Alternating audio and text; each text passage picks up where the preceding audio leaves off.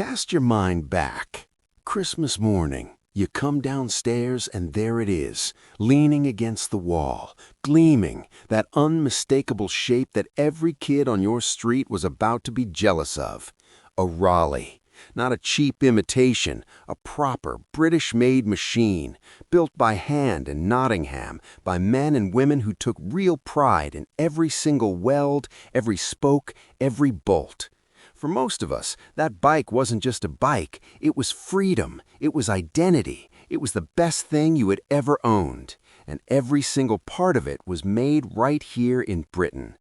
Today, we're counting down 15 genuinely genius things that came out of that Nottingham factory.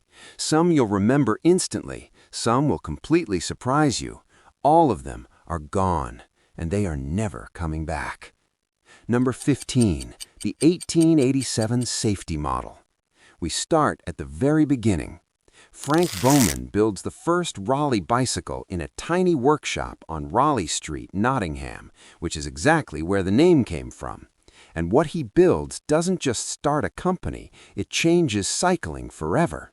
The safety model, the first modern diamond frame bicycle, 2 equal-sized wheels, a chain drive, the design that every bicycle in the world still uses today.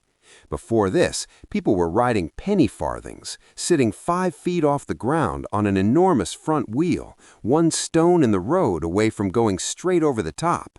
The Raleigh safety bicycle ended all that. It made cycling accessible to ordinary people for the first time.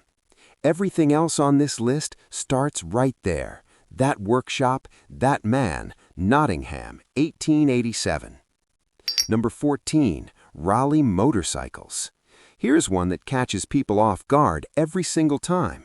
In the 1920s, Raleigh wasn't just making bicycles, they were building motorcycles, full-sized, proper motorcycles, up to 100 machines a week, competing directly with Triumph and Norton for the title of Britain's finest. Most people have absolutely no idea, but the workers who built them in Nottingham knew exactly what they were doing, and they were proud of every single one. Number 13, 3-wheeled cars and the Reliant connection. Stay with me, because this gets better. In the 1930s, Raleigh built cars, 3-wheeled cars, including a model called the Safety 7, designed to bring affordable motoring to ordinary working people. The same instinct that had always driven this company, get people moving with dignity at a price they could afford. Now here is the extraordinary footnote. When Raleigh stepped back from 3-wheelers, the engineers and the technology didn't disappear. They found their way into a small company that went on to become Reliant Motors. Yes, the Reliant Robin traces its roots directly to a Raleigh factory in Nottingham. You genuinely could not make that up. Number 12, World War II munitions. When the Second World War began, the Nottingham factory didn't slow down. It transformed almost overnight. 9,000 workers, not making bikes, making munitions, millions of artillery fuses, millions of shells.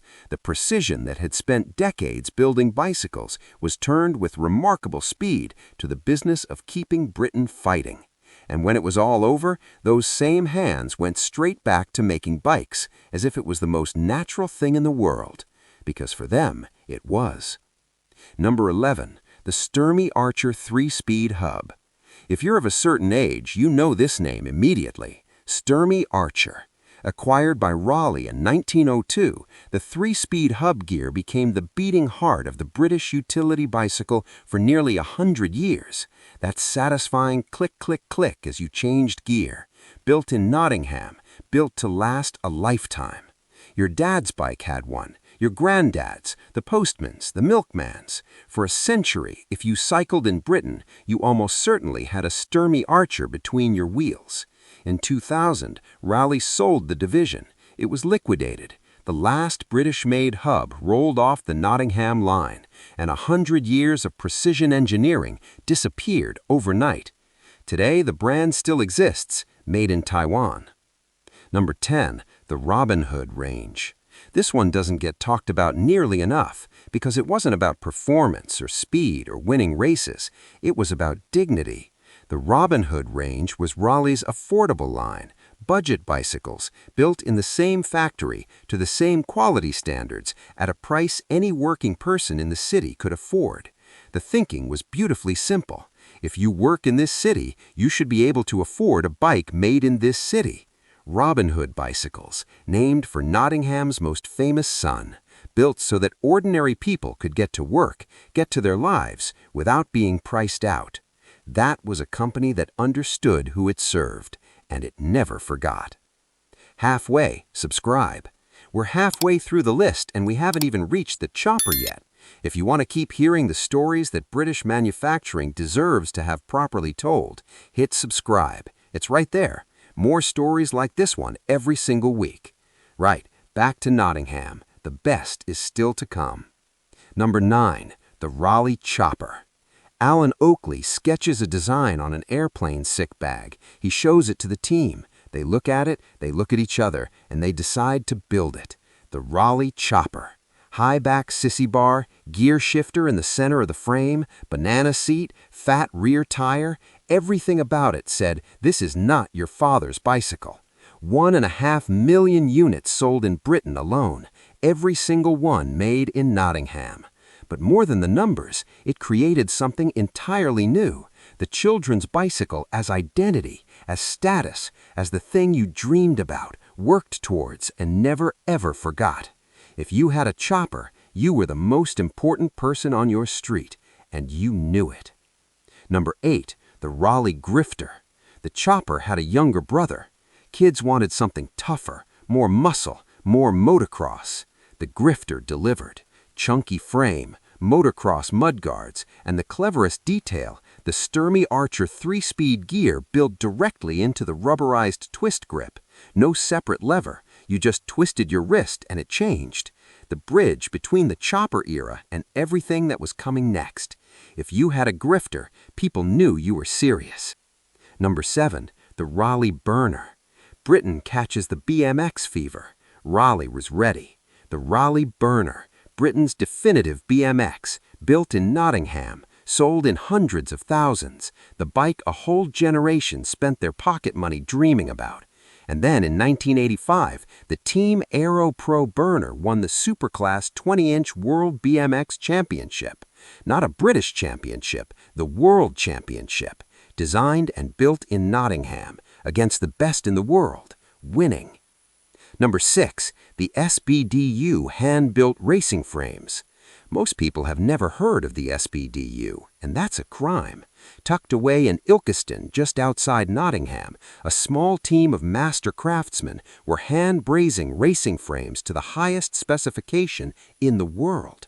Not mass-produced, not machine-made, built by hand, frame by frame, by people who had spent their entire working lives perfecting a single craft.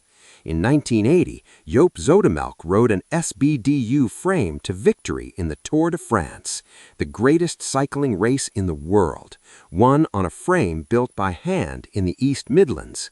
The next time someone tells you British manufacturing couldn't compete at the top level, you tell them that. Number 5. The Vector. Pay attention here because this one is extraordinary. Before mobile phones, before the internet, before anyone had heard the word smart technology, Raleigh built a bicycle with a computer in the frame. The Vector. Speed, distance, journey time, all calculated on board. A built-in radio, electronic sound effects that played as you rode. It looked like something from a science fiction film, built in Nottingham in 1985.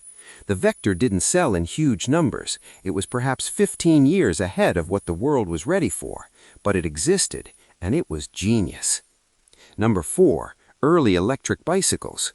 We think of electric bikes as a modern invention. Raleigh was building them in the 1990s, the first major British manufacturer to mass-produce an electrically assisted bicycle, more than 30 years before e-bikes became fashionable and profitable.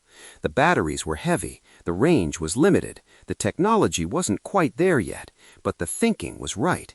Raleigh could see the future coming. They just ran out of time before it arrived. Number 3. Convalescent homes for workers. This one always stops people. In the 1990s, long before the NHS, long before meaningful employment law, Raleigh opened convalescent homes for its own Nottingham workers, places where employees who had been injured or ill could go and recover properly, by the sea, with real facilities and real rest. Not because any law required it, because the people running this company believed it was right. A private company investing in the genuine well-being of its workforce. This is what British industry looked like at its very best. This is what we lost. Number 2, the great acquisitions. Raleigh didn't just build their own bikes. When other great British cycling names began to fail, Raleigh saved them. Humber in 1932, Rudge Whitworth in 1943, and in 1957, the bicycle division of Birmingham Small Arms, BSA, in one of the largest deals in British cycling history. Entire productions moved to Nottingham, more jobs, more skills, more British manufacturing preserved under one roof. Each acquisition was an act of industrial loyalty, a company saying, "These names matter, these skills matter, these workers matter. We are not letting them disappear." Number 1. The factory itself. Raleigh ceases all manufacturing in Nottingham. 115 years of bicycle making, motorcycles, three-wheeled cars, wartime munitions, World Championship BMX bikes, Tour de France winning frames, convalescent homes for workers. All of it moved to Bangladesh, to Thailand, to Vietnam. 10,000 jobs at its peak. Now a small office, a brand name, a logo. Number 1 on this list isn't a product, it isn't an invention, it's the factory itself, the place where all 15 of these things were imagined, designed, and built by people who were proud of what they made and where they made it. We didn't just lose a factory. We lost the proof that British working people could build the best bicycles in the world, that they had the skill, the precision, and the pride that no offshore facility has ever come close to replicating. We lost the proof. Raleigh still exists. You can still buy a Raleigh bike today, but it is not a Nottingham bike. It is a brand name on someone else's bicycle, made somewhere else, for a company that is now a shadow of what it was. Somewhere in Britain, right now, in a garage, in a shed, at the back of an attic, there is a Raleigh from the Nottingham years. A bit rusty, a tire that needs pumping, but still solid, still standing, because that is what they built in Nottingham. Things that lasted. If this brought back a memory, leave it in the comments. Your first bike, your dad's bike, a Christmas morning you will never forget. Every one of those stories deserves to be heard. And if you want more, subscribe. There are a lot more to come. Until next time.